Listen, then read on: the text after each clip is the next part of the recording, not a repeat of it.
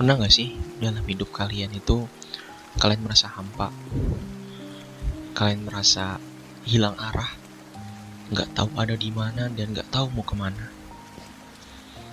Kalian merasa lelah, tapi di sisi lain ngerasa gak menghasilkan apa-apa gitu. Jadi kalian capek, mungkin habis sekolah, kuliah, atau bekerja, tapi seakan-akan kok saya gak menghasilkan apa-apa gitu.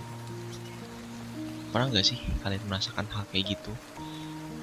Atau mungkin kalian sedang merasakan hal itu sekarang.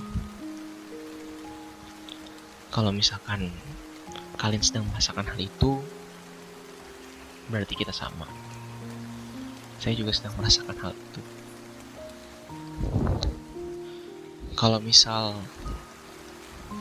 saya kembali mengulang ya, flashback ke beberapa tahun lalu, saat saya dan teman-teman itu sekolah, kita SD selama 6 tahun, SMP 3 tahun, SMA 3 tahun, lalu ada yang lanjut kuliah, mungkin 4, 5, 6 tahun gitu ya. Sadar gak sih kalau selama mungkin hampir 20 tahun itu hidup kita udah diatur oleh sistem yang udah ada.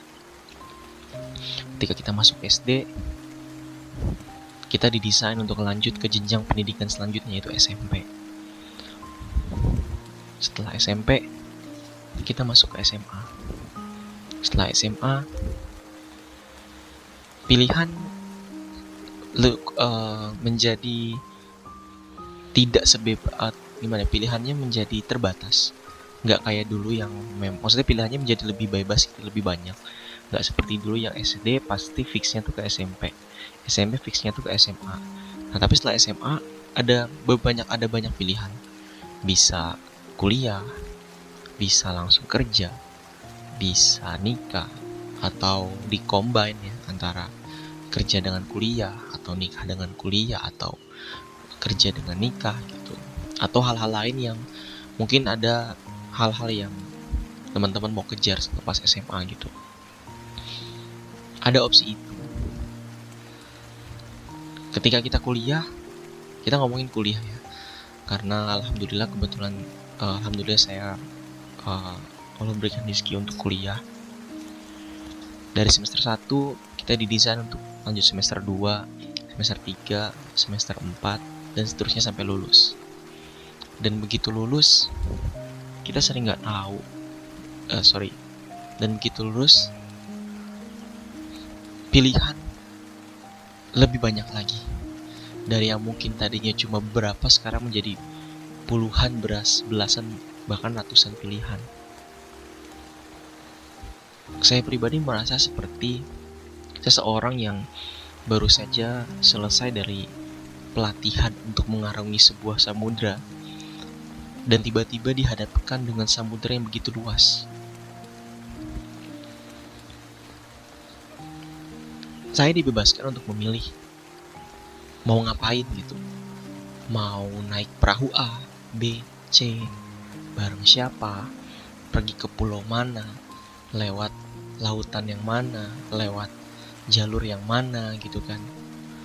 Tapi di sisi lain, terlalu banyak pilihan malah membuat kita menjadi orang yang bingung. Sehingga gak bisa dipungkiri bahwa mungkin dari kita itu masih ngikutin apa yang menjadi pilihan orang. Karena ya mungkin ketika kita sekolah dulu kita seperti itu gitu. Waktu SD mau masuk SMP, kita nanya ke teman kita, lo mau masuk SMP mana? Gue mau masuk SMP ini. Ya udah gue ikut lo, karena gue pengen bareng lo gitu. SMA juga, mungkin pas kuliah juga, lo kuliah di mana? Kuliah di sini, ngambil jurusan ini. Ya udah gue bareng lo deh gitu. Atau kita menuju ke sesuatu itu bukan karena apa yang kita inginkan, bukan karena hasil riset kita secara mendalam, tapi karena berdasarkan orang lain atau suka nggak suka yang mungkin hasil riset kita tuh belum dalam. Jadi kita nggak tahu sebenarnya tuh kita bener nggak sih jalannya di situ atau enggak gitu. Nah setelah lulus, saya rasa kita nggak bisa gitu lagi gitu, karena Orang akan punya kehidupannya masing-masing. Kalau kita menerapkan apa yang kita lakukan sama seperti kita waktu sekolah, kita nggak akan punya yang namanya tujuan hidup. Kita nggak akan punya yang namanya standing point kita tuh ada di mana dan mau kemana. Sebagai contoh gini, ketika saya lulus gitu ya, atau mungkin ada seorang yang lulus dari kuliah, dia bingung, gue kerja apa ya gitu kan, karena biasanya habis lulus kan kerja ya, karena emang mau ngapain lagi gitu. Oh, karena teman gue kerja di sini, ada gue ikut dia deh gitu. Atau kan teman gue melakukan hal ini, gue akan melakukan hal ini juga. Jadi dia mengekor ke seseorang yang dia rasa seseorang itu bisa memimpin dia gitu. Nggak memimpin sih, tapi kayak biar ada teman aja gitu. Kayak nggak siap untuk masuk ke dunia yang lebih luas lagi. Mungkin dalam waktu tertentu ya, beberapa bulan, setahun, 2 tahun tuh bisa. Tapi ketika si temannya itu menikah dan berkeluarga, dia akan merasa kesepian. Dia akan merasa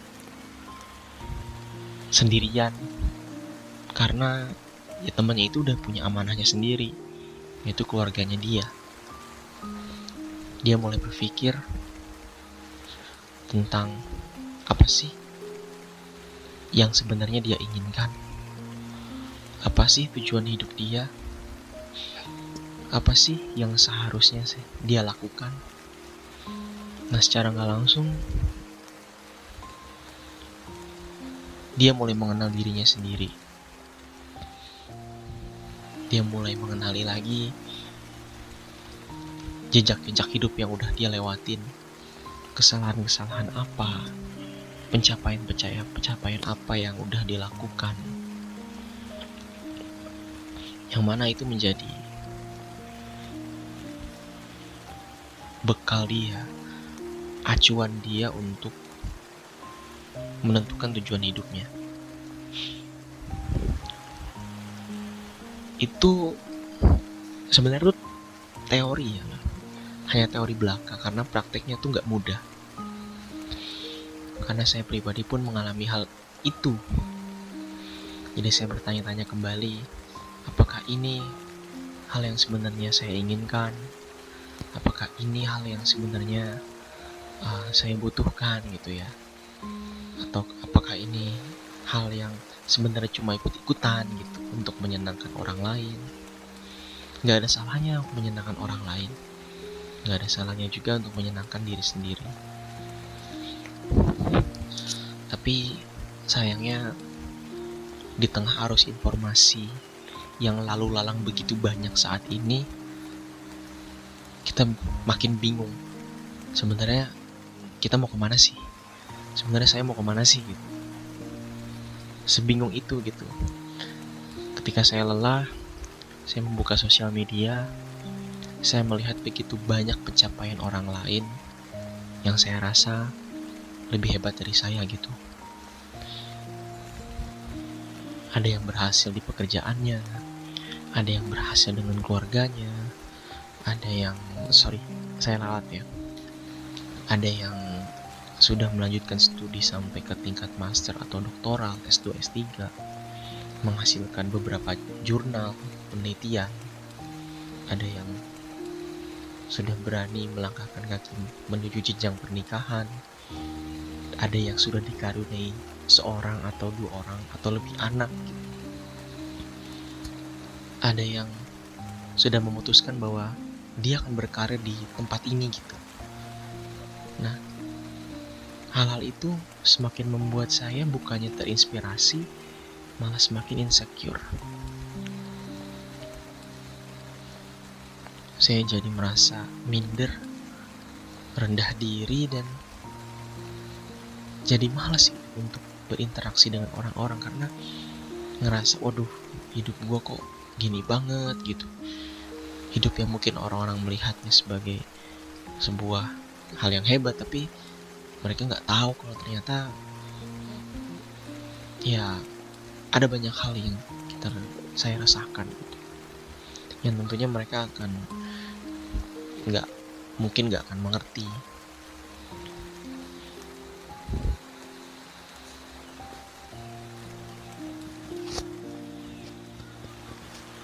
Belum lagi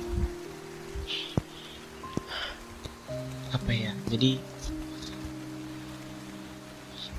rasanya hidup tuh selalu menuntut kita untuk bergerak cepat, menentukan berbagai pilihan tanpa mempertimbangkannya dengan matang,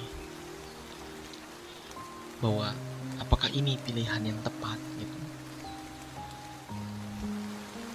Kita jadi nggak punya kemampuan untuk merenungi, untuk menginternalisasi, untuk memaknai sesuatu yang kita dapat. Tahu dari mana gitu? Ya coba aja. Pasti kan ketika kita buka sosmed, kita kan scroll terus kan. Ketika kita buka pertama postingan tentang komedi, pertamanya kita bisa ketawa, terus kita scroll lagi, misalkan tentang bola gitu ya, kita scroll, jadi sampai pada titik postingannya itu belum selesai, karena kita udah ngerasa bosan, kita scroll lagi. Jadi nggak ada informasi utuh yang bisa kita tangkap. Banyak informasi yang sebenarnya tuh worth it, tapi karena terlalu banyak dan beragam, jadinya kita nggak nangkap apa-apa. Otak kita tetap kosong. Kita pun jadi kehilangan kemampuan untuk fokus. Yang efeknya kepada efeknya jadi kita yang nggak bisa fokus untuk menentukan apa tujuan hidup kita. Kita lagi di mana, mau kemana. Kita juga nggak bikin step-step, langkah-langkah menuju ke tujuan kita, karena memang tujuannya nggak ada gitu. Kita hanya hidup mengikuti arus. Yang saya khawatirkan itu, kalau misalkan kita begitu ya, kalau misalkan saya seperti itu, setelah beberapa tahun saya menyadari bahwa saya tidak melakukan apa-apa gitu, karena saya nggak pernah ingat, nggak pernah menghargai, nggak pernah menginternalisasi dan memaknai apa yang saya lakukan.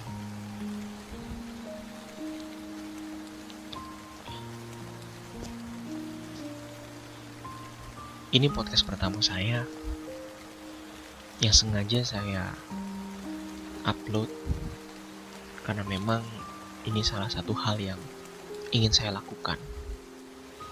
Bukan karena orang suruh, tapi karena saya merasa Allah sudah memberikan saya begitu banyak potensi, dan lewat podcast ini merupakan salah satu cara bagi saya untuk mengaktualisasi potensi itu.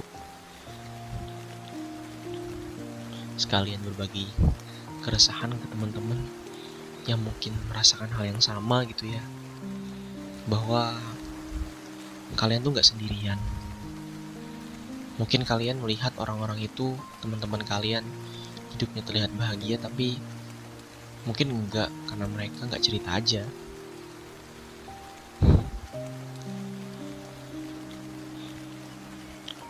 Kalau kata pepatah yang ada sebuah buku gitu ya, judulnya tuh kalau nggak salah Things You Can See If You Only Slow Down. Jadi hal-hal yang bisa kita lihat jika kita slow down, berjalan pelan-pelan. Seakan-akan tuh buku itu pengen ngasih tahu kalau manusia itu sekarang tuh berjalan cepat, dunia itu berjalan dengan sangat-sangat cepat. Informasi, perkembangan teknologi dan lainnya gitu, ilmu pengetahuan. Jadi membuat manusia lupa untuk berjalan pelan dan menikmati pemandangan di sekitar. Padahal mungkin kalau kita perhatiin, kalau kita berjalan dengan perlahan, kita bisa lebih tahu dan memaknai ada apa sih di sekitar kita. Kita punya hal apa yang bisa kita syukuri, apa yang telah kita capai, apa yang ingin kita tuju, dan langkah-langkah apa yang akan kita tentukan supaya tujuan itu tercapai.